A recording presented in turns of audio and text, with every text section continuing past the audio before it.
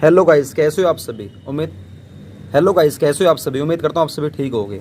दोस्तों, ये हमारा चैप्टर 9 का जर्नल का पार्ट नंबर 3 है, जिसमें आपको सिखाया जाएगा फॉर्मेट, पूरा का पूरा फॉर्मेट, कि जर्नल का हमारा फॉर्मेट होता क्या है। पूरा फॉर्मेट सिखाया जाएगा कि हमारा जर्नल का फॉर्मेट क्या होता है दोस्तों, जिसमें हमारे टोटल 5 ही कॉलम बनते हैं। सबसे पहला कॉलम बनेगा डेट का, फिर बनेगा हमारा पर्टिकुलर्स का, फिर बनेगा हमारा एल एफ मतलब होता है लेजर फोलियो, लेकिन आपको फॉर्मेट में हमेशा एल के नेम से ही दिखाना है, ठीक है ना। और अमाउंट डेबिट, फिर हमारा नीचे आएगा रुपीज़, अमाउंट क्रेडिट, नीचे आएगा हमारा रुपीज़। दोस्तों, ये हमारा छोटा सा फॉर्मेट रहा। अभी वीडियो खत्म नहीं हुई, तो स्टार्ट हुई है यार। अब आपको सिखाया जाएगा कि डेट में क्या लिखना है, पर्टिकुलर्स में क्या लिखना है, लेजर फोलियो क्या होता है, अमाउंट डेबिट, अमाउंट क्रेडिट में क्या क्या अमाउंट आता है, और हम लोग पूरे क्वेश्चन के एंड कैसे करेंगे, शुरुआत कैसे करेंगे, आपको सब कुछ सिखाया जाएगा। लेकिन रिक्वेस्ट है आप लोगों से हाथ जोड़ के, अगर आप लोगों ने हमारे पार्ट नंबर 1 और पार्ट नंबर 2 नहीं देखा, तो दोस्तों इतनी बड़ी ब्लंडर मिस्टेक मत करना। अगर आप लोगों ने वो दोनों वीडियो नहीं देखे ना, प्लीज़ रिक्वेस्ट है जरूर देखो, उसके बाद आपको ये वाला पार्ट ना बहुत ईजी तरीके से समझ में आ जाएगा। तो चलिए स्टार्ट करते हैं। सबसे पहले स्टार्ट करते हैं हम लोग हमारे डेट के कॉलम से। किससे? डेट के कॉलम से। आपको पता है भैया डेट आएगी, यहाँ पे एंट्री करते हैं, यहाँ कुछ नहीं आता है, यहाँ पे अमाउंट आएगा, ये आपको पता है। लेकिन फिर भी कुछ चीज़ें ऐसी हैं जो आपको नहीं पता होंगी। जैसे कि डेट वाले कॉलम में आपको एक बात याद रखनी है, हमेशा जब भी आप ट्रांजेक्शन को रिकॉर्ड करोगे, हम लोग इसमें क्या करते हैं, ट्रांजेक्शन्स को रिकॉर्ड करते हैं। पहले आपको सिखाता हूँ, 1 मिनट रखो। नॉर्मल। सबसे पहले हमारा एक ईयर आता है, फिर हमारी वो डेट आती है, मान लो एक, फिर आएगा मंथ में मान लीजिए अप्रैल, ठीक है। फिर यहाँ पे आएगी हमारी ट्रांजेक्शन्स, जैसे कि राम को माल बेचा है तो उधार माल बेचा है, तो मैं राम को डेबिट कर दूंगा, और टू सेल्स अकाउंट इस तरीके से कर दूंगा। और यहाँ पर हमारा अमाउंट आ जाएगा, मान लो 1000 रुपये, और हमारा 1000 रुपये। और यहाँ पर हमारी नरेशन आ जाएगी बीच में, बीइंग गुड्स सोल्ड अक्रॉस। ये इस तरीके से मैंने आपको नरेशन करके दिखाई है। अभी क्या करा है, नरेशन क्या है, ये क्या लिखा है, आपको भी समझना नहीं है। अब आपको ना यहाँ पर समझना डेट का मतलब क्या है। डेट वाले कॉलम में याद रखना, आपको कसम खा लेनी है कि ये तो आपको डेट लिखनी है, और जो आपको ये ईयर है, ये आपको ना एक ही बार लिखना है, पूरे साल आपको एक ही बार लिखना है। उसके बाद आपको जो मंथ है, ये अब जिस महीने के लिए आप एंट्री रिकॉर्ड कर रहे हो, ट्रांजेक्शन को रिकॉर्ड कर रहे हो, अपनी जर्नल बुक में या अपनी सब्सिडरी बुक में, कहाँ से, अपनी मेमोरेंडम बुक से, या आपके रफ बुक से, या आपकी वेस्ट बुक से। हम लोग जब ट्रांजेक्शंस को कॉपी करके रिकॉर्ड करते हैं, अपनी प्राइम एंट्री को रिकॉर्ड करते हैं, दोस्तों ये हमारी जर्नल कहलाई जाती है। जैसा कि मैंने आपको पार्ट 1 पार्ट 2 में सिखाया था।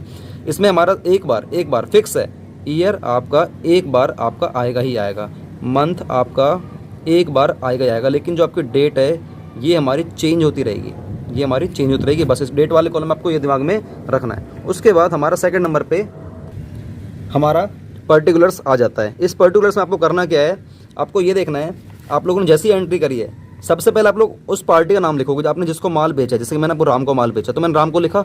राम के बिल्कुल स्ट्रेट में आपको DR डॉट लिखना है। DR मतलब होता है डेबिट, आपको लिखना है। लेकिन जो DR है ना, ये राम के साथ ही चिपका के नहीं लिखना है। ये आपको जैसे लेजर फोलियो की जो लास्ट में जो लाइनें आ रही है ना, इसके साथ में आपको यहाँ पे DR लिखना है। कई लोग राम डेबिट ही लिख लेते हैं, जो कि एक प्रेजेंटेशन का गलत पार्ट माना जाता है। मैं ये नहीं कह रहा गलत है, लेकिन प्रेजेंटेशन का गलत पार्ट माना जाता है। तो राम के बाद आपको सीधा यहाँ पे डेबिट लिखना है, ठीक है ना।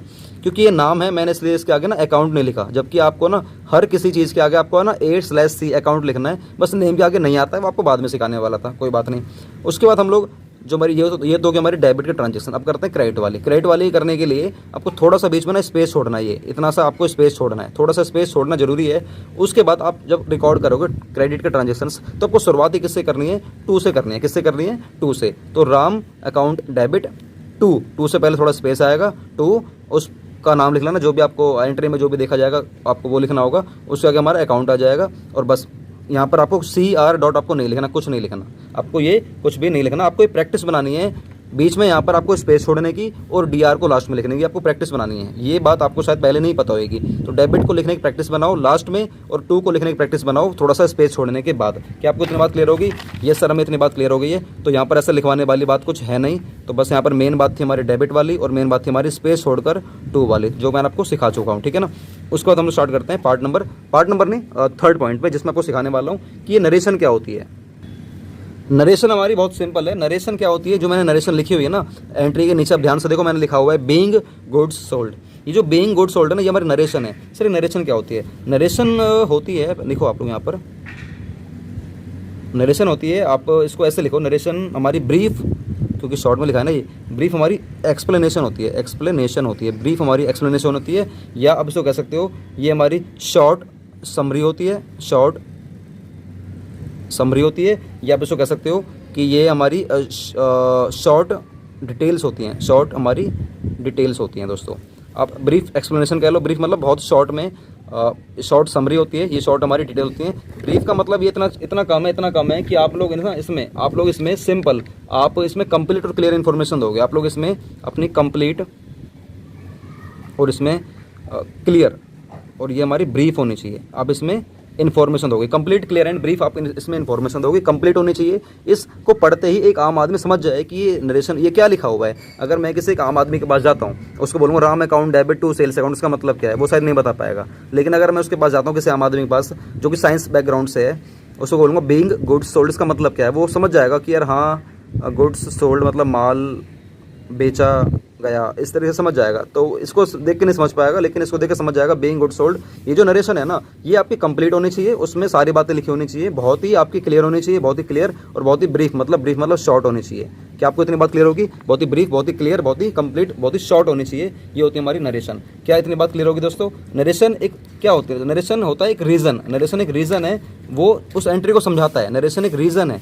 नरेशन क्या है? अपने आप में ये एक रीज़न है जो उस एंट्री को समझाता है कि ये एंट्री हमारे बारे में बोल क्या रही है। ये एंट्री बोलना चाह रही है राम को माल बेचा गया है, और हाँ बेचा गया, सीधे राम को माल बेचा गया, राम को माल बेचा गया 1000 रुपये का 1 तारीख को अप्रैल महीने में 2022 को। बस ये हमारी नरेशन होती है। क्या बात क्लियर होगी? यस सर, हमारी बात क्लियर हो गई है।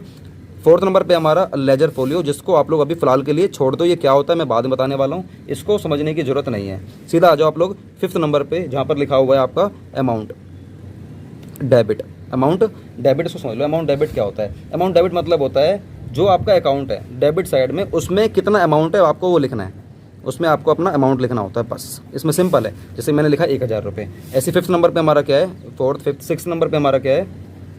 3 4 5 6 नंबर पे अमाउंट क्रेडिट। अमाउंट क्रेडिट मतलब ये है कि आपने जो अमाउंट डेबिट में लिखा है वही सेम अमाउंट आपको क्रेडिट में लिखना है।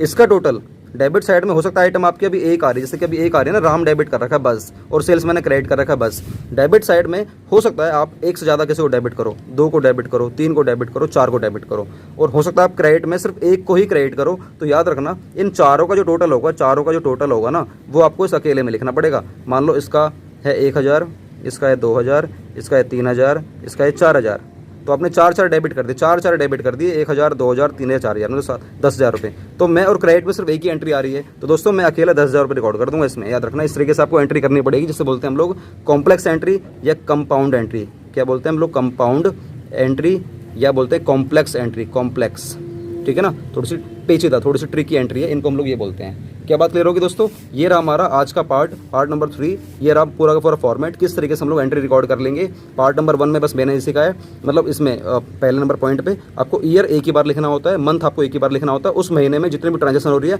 आपको डेट बार बार चेंज करनी पड़ेगी। और यहाँ पर आप सेकंड में सिखाया कि आप जब भी किसी चीज़ को डेबिट करोगे तो स्पेस देते हुए डेबिट आपको लेजर फोलियो को लास्ट में लिखना है, और क्रेडिट में 2 लिखने से पहले आपको बीच में स्पेस छोड़ना है। कई लोग स्पेस नहीं छोड़ते हैं, आपको इन दोनों की प्रैक्टिस करनी है बहुत बढ़िया वाली। और इधर फिर आपको नरेशन लिखनी है, बहुत ही क्लियर, बहुत ही कंप्लीट, बहुत ही ब्रीफ, बहुत ही शॉर्ट होनी चाहिए, और बिंग से आपको स्टार्ट करना है, चाहे आपके स्कूल वाले बताएं चाहे नहीं बताएं, आपको ब्रीफ से एंट्री की जो नरेशन है आपको स्टार्ट करनी है। अमाउंट डेबिट में डेबिट वाला अमाउंट लिख देना, और क्रेडिट में क्रेडिट वाला लिख देना। याद रखना एक बात और, डेबिट का टोटल क्रेडिट टोटल हमेशा मैच करना चाहिए, हमेशा मैच करना चाहिए, तभी आपकी एंट्री करेक्ट मानी जाएगी। अगर ये मैच कर रहा है 10,000 और यहाँ लिखा आपने 9,000, तो ये तो मैच ही नहीं कर रहा, तो आपने कहीं ना कहीं कुछ एंट्री में गलत करी है, ठीक है ना। तो गाइस ये हमारा पार्ट नंबर 3 पूरा फॉर्मेट। अब आपको मैं पार्ट नंबर 4 में सिखाऊंगा वो क्या क्या रूल्स हैं जिसके बेस पे आप लोग एंट्री कर सकते हो। तो गाइस अगर आपको वीडियो अच्छी लगी, वीडियो को लाइक करें, शेयर करें, कमेंट करें, और अगर आप लोग हमारे व्हाट्सएप ग्रुप में जुड़ना चाहते हो तो फटाफट से मुझे हाई करके भेजो व्हाट्सएप पर, मेरे दिए गए नंबर पर। मैं आपको हमारे व्हाट्सएप नंबर से हम आपको उसमें ग्रुप में ऐड कर देंगे, जो कि आपके लिए बहुत ज़्यादा हेल्पफुल है। हमारे लेटेस्ट वीडियो के लिंक आपको मिला करेंगे, सारे नोट्स मिला करेंगे, और जो भी नई नई अपडेट्स हैं, अगर हमारी कोई क्लास लग रही होगी ऑनलाइन जूम पर फ्री वाली, तो उसका लिंक भी आपको दिया जाएगा। तो गाइस वीडियो के बारे में जो भी राय हैं जरूर देना, वीडियो को शेयर करें अपने सब दोस्तों के साथ। बस आप लोग इतना सपोर्ट करो। वंदे मातरम, जय हिंद।